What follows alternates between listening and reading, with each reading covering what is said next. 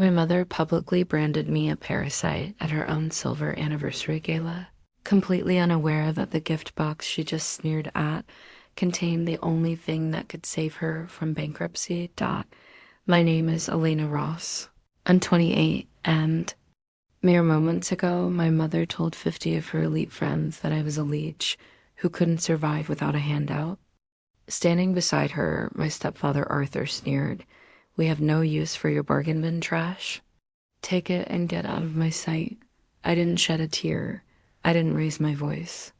I simply smiled, unlatched the velvet box, and announced exactly what. Since that reveal, my notifications haven't stopped pinging. But I've learned a vital lesson. Just because someone calls doesn't mean you have to answer. Before I break down exactly what happened that night, if you think standing up for yourself is worth it, please hit that like button and subscribe to Winds of Thought, but only if you really mean it. Also, leave a comment telling me where you're watching from. I love seeing how far these stories travel. To understand why I stood in that ballroom holding that specific box, I have to take you back 12 years to the day my world shattered. I was 16 when the phone call came that tore my life in two. My father, Daniel Ross, was a restoration. He was the dad who never missed a soccer game or a science fair, the one who made every ordinary Tuesday feel special. That morning, he kissed the top of my head before heading out to a job site 3 towns over. "When I get home, we'll tour that university campus you like," he promised. "Dream big, Ellie." He never made it home. A distracted driver crossed the center line. The police said it was instantaneous, that there was no pain, as if that sanitized explanation could fill the hole in my chest. At the wake, I watched my mother, Julia, accept sympathies with a strange, detached elegance. I expected used to cling to each other in grief. I was wrong. Within a fortnight, she had boxed up Dad's entire existence. His sketchbooks, his chisels, even the vintage watch he wore every day. She didn't ask if I wanted a keepsake. Not one. I discovered her motivation when I overheard her on the landline one night, her tone hushed but giddy. "The settlement check cleared," she whispered. "I can finally start fresh." Start fresh. What I didn't realize then, what took years to uncover, was that she had already secured a replacement. A wealthy developer named Arthur Blake, and from what I gathered later, their affair had started months before my father's crash. My dad wasn't even gone a month, and she was already plotting her exit strategy. 18 months after we buried Dad, I stood in the foyer of a sprawling mansion in Connecticut, dragging a beat-up duffel bag into the servants' quarters that converted. Pantry with no ventilation. My mother had married Arthur in a private ceremony I wasn't told about. It was just paper signing, she reasoned later.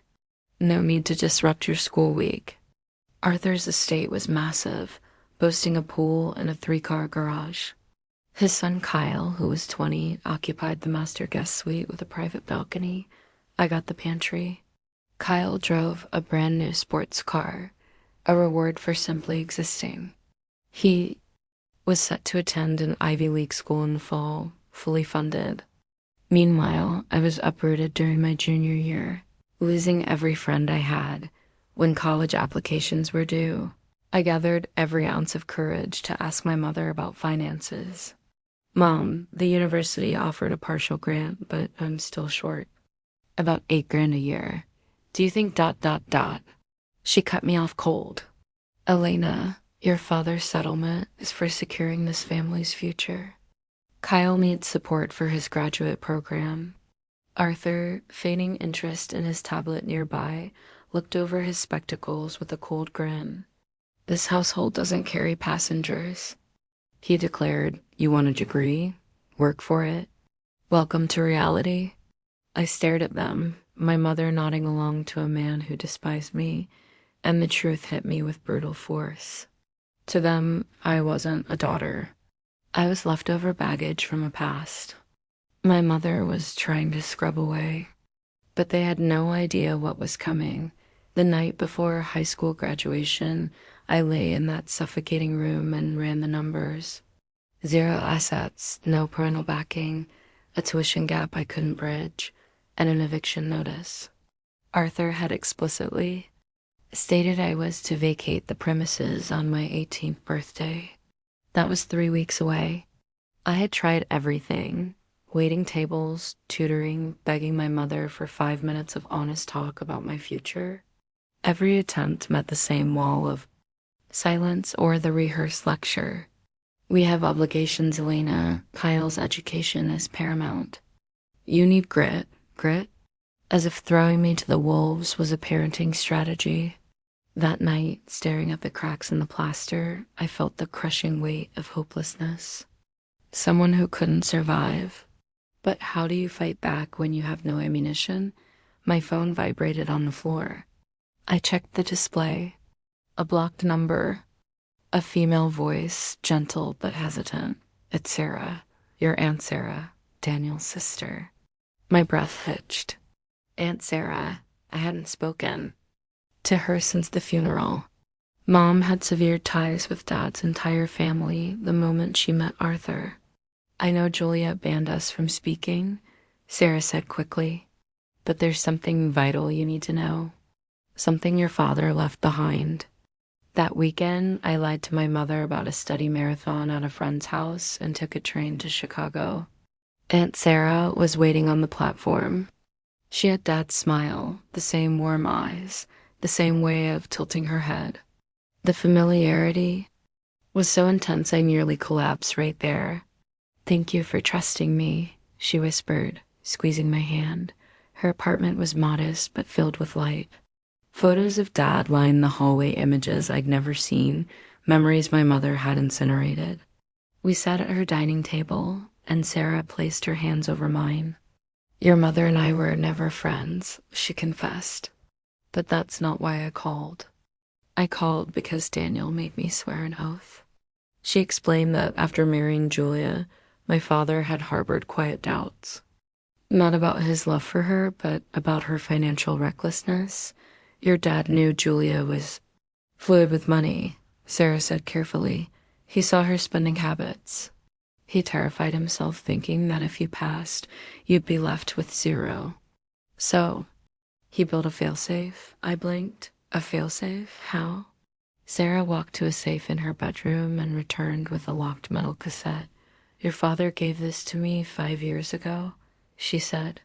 He made me vow to hide it and only hand it over when you were in dire need. She slid the box toward me. I believe, Ellie, that moment is today. My fingers shook as I keyed in the combination she recited. Inside, resting on old felt, was a bank ledger. The account holder was me, Elena Marie Ross. Your father started this when you were a toddler, Sarah explained.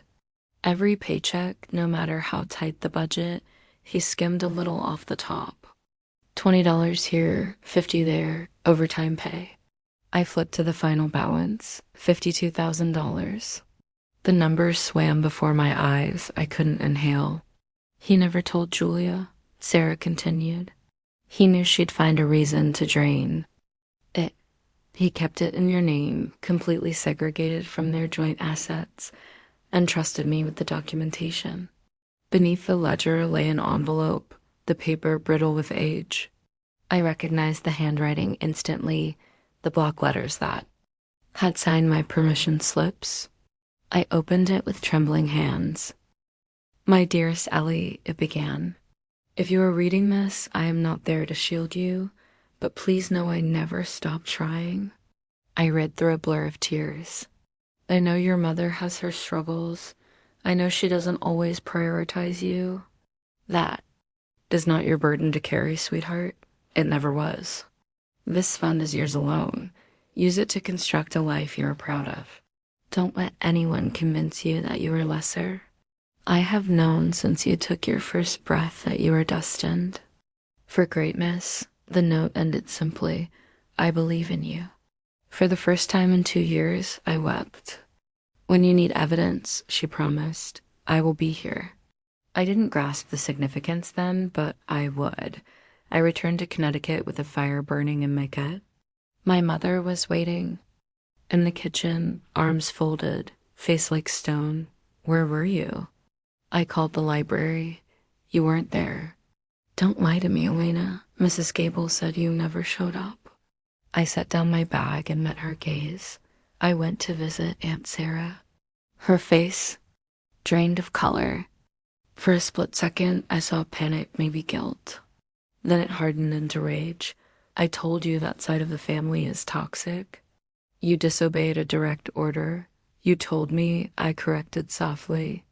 You didn't ask. This is my life. This is my house. She snapped. Actually, I said, it's Arthur's house. Arthur appeared in the archway, drawn by the commotion. What is this insolence? She went to Chicago, my mother hissed. To see Daniel's sister. Arthur's lip curled. The troublemaker? The one I banned from the wedding? He stepped forward, looming over me. Listen close. You live under my roof. You abide by my decrees. And my decree is we do not associate with people who insult this family. They're my family, I said. My father's family. Your father's history. Arthur spat. The words felt like a physical blow. My mother stood silent. Complicit. Arthur smirked. After graduation, you are evicted. No extensions, no mercy. Start packing. I held a stare. I didn't blink. Don't worry, I said. I'm already gone. I walked past them to my closet room and shut the door. 3 weeks. I could survive anything for 3 weeks. Graduation day was sunny and mocked me with its brightness. I crossed the stage solo, took my diploma solo, and declined the professional photo because there was no one to buy it. My mother and Arthur had other plans. Kyle needed a luxury sedan for his semester abroad, and they spent the day at the dealership. I spent the morning packing 2 duffel bags. Before I left, I took one last survey of the pantry, the water stains, the lack of light, the bare walls. I left a sticky. Then I hailed a taxi to the train station and bought a one-way ticket to New York City. Aunt Sarah had found me a tiny studio in Queens. The rent was cheap, the area gritty but alive. For the first time in years, I had a deadbolt I controlled. I sat on the floor that first night, eating a slice of pizza, feeling an emotion I barely recognized. Liberty. Terrifying. Electric liberty.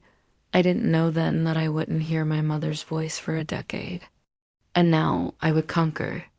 10 years is a lifetime when you're building from scratch. Freshman year, I worked a graveyard shift at a diner, surviving on caffeine and sheer spite. I never missed a class. Sophomore year, I interned at an architectural firm, working for free just to be in the room. My boss noticed my obsession with detail. She gave me a shot at a real draft. Junior year, clients started asking for the intern with the vision. I freelanced, redesigning lobbies and small cafes. I was hired immediately by a top-tier developer. By 25, I was a lead architect. My designs were in magazines. By 27, I launched Vance & Co. Architecture. We catered to the ultra-wealthy. No public social media, no interviews. I denied them the satisfaction of knowing I survived. Aunt Sarah was my rock. She was the mother Juliet never could be. And then I met Liam, a structural engineer who loved my intensity. He never pushed me to reconcile. He just held my hand when the nightmares came. My mother never called, not once. I was about to learn why. The envelope arrived on a Tuesday. Thick cardstock, silver embossing. You were cordially invited to the silver anniversary of Julia and Arthur Blake, 25 years. She'd been with him longer than she'd been with Dad. I called Sarah immediately. I got an invite, I said. Sarah paused. I've heard rumors, she said gravely. People are whispering that the country club membership is on hold. I stared at the invite. You think they want money? I think Julia doesn't sneeze unless there's a profit in it. I'm going, I said. Why? Sarah asked. To finish it. I bought a gift. Liam watched me wrap it, a sleek box in midnight blue paper. You're bringing them a present? He asked, confused. After everything? It's not for them, I said, tying the silver bow. It's for me. Inside the box was a deed. A deed. Value, $500,000. I told myself I was giving her a chance. If she had changed, if she showed 1 ounce of regret, this could be her lifeboat. And if she hasn't, Liam asked, then I'll know for sure. The night of the party, I tucked a photocopy of Dad's letter and the trust fund ledger into my purse, weapons I hoped I wouldn't need. Let me pause. If you were me, would you have walked back into that lion's den? Comment YES if you'd confront them, or nitrogen monoxide if you'd have burned the invite. And hit like if you're ready to see how this explodes. Back to the ballroom. The venue was dripping in crystal and pretension. 50 guests sipping champagne, the air thick with perfume and judgment. I walked in solo. Whispers started instantly. Is that the runaway daughter? I heard she's destitute. I was wearing a tailored suit that cost more than my first car. I spotted my mother holding court near the ice sculpture. She looked expensive, preserved, fake. Then she saw me. Her smile faltered, a glitch in the matrix, before the mask reset. She didn't hug me. She nodded, like I was a delivery driver. Elena, Kyle appeared at my elbow, swirling a scotch. The prodigal returns. He looked me over with a sneer. Here. To beg for rent money? I was invited, I said coolly. Mom said she pitied you. He laughed. Said you probably show up in rags looking for a hot meal. The anger flared, but I tamped it down. Is that the story? Everyone knows you're a failure, Kyle whispered. Just don't make a scene. And don't expect us to swoon over whatever dollar store trinket that is. I smiled, a shark's smile. Excuse me, I have congratulations to offer. I walked to the head table. The room quieted. Arthur sat like a king, looking haggard but arrogant. He glared at me with the same disdain as that day in the foyer. I placed the box on the linen tablecloth. Happy anniversary, Mom. Julia looked at the box with suspicion. She turned to her friends, women and diamonds who lived for gossip. Oh, look, Elena made it.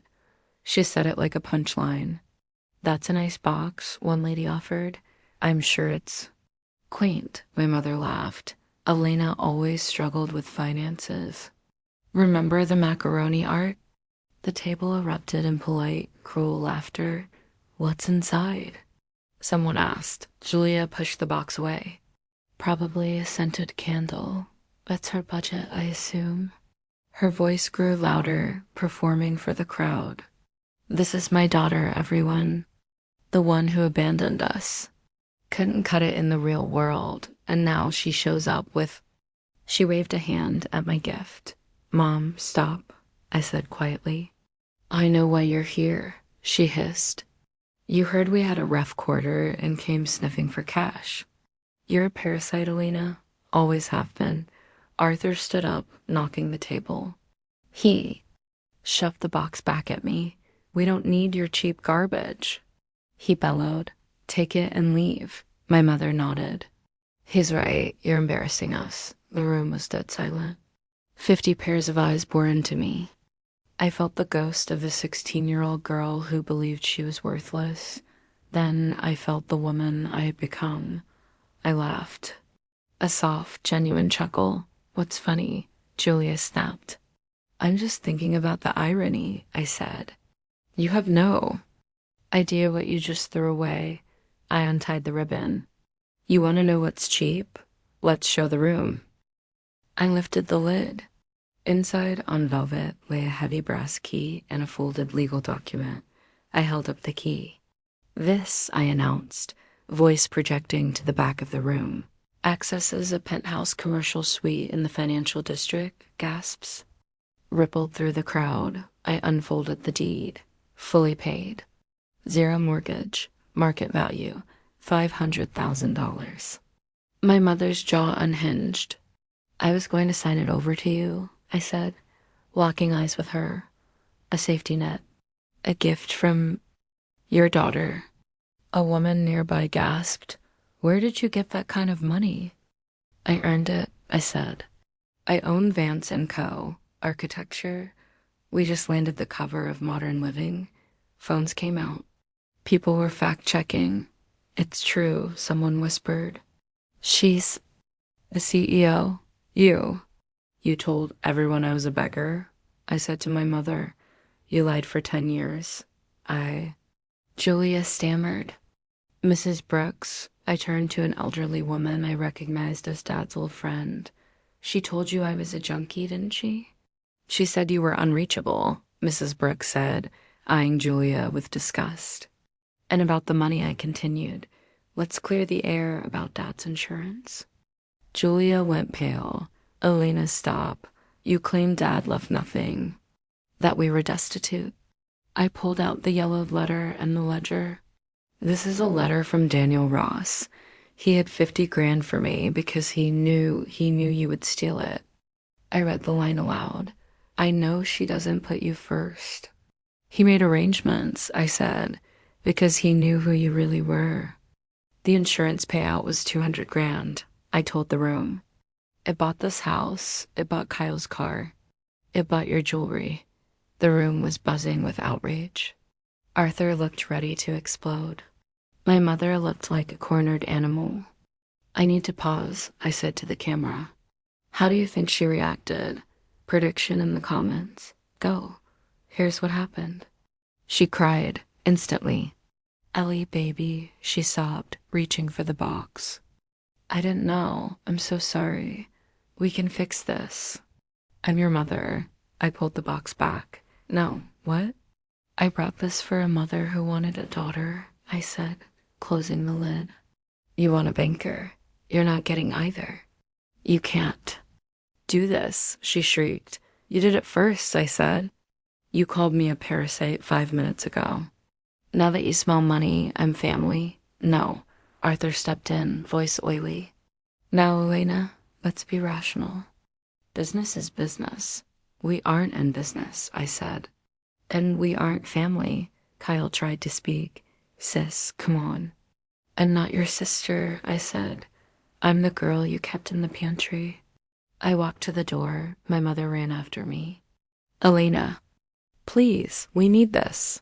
You had 8 years, I said, turning one last time. You chose the money every time. Now you have neither. I walked out into the cool night air. The door clicked shut. Silence. My phone blew up for weeks. 47 missed calls from Julia. Texts begging, bargaining. I never answered. Aunt Sarah told me the fallout was biblical. Mrs. Brooks told everyone the truth. Arthur's deal fell through because his investors didn't trust a man who robbed orphans. They had to downsize to a condo. I gave the commercial unit to Aunt Sarah. She sold it and retired to Florida. I built my own family with Liam, with Sarah, with the friends who held me up when I was nothing. I realized my father left me more than money. He left me the truth, that I was worthy. If you are in a place where you feel small, unloved, or used, listen to me. You don't need their permission to be great. You just need to believe the one person who matters yourself.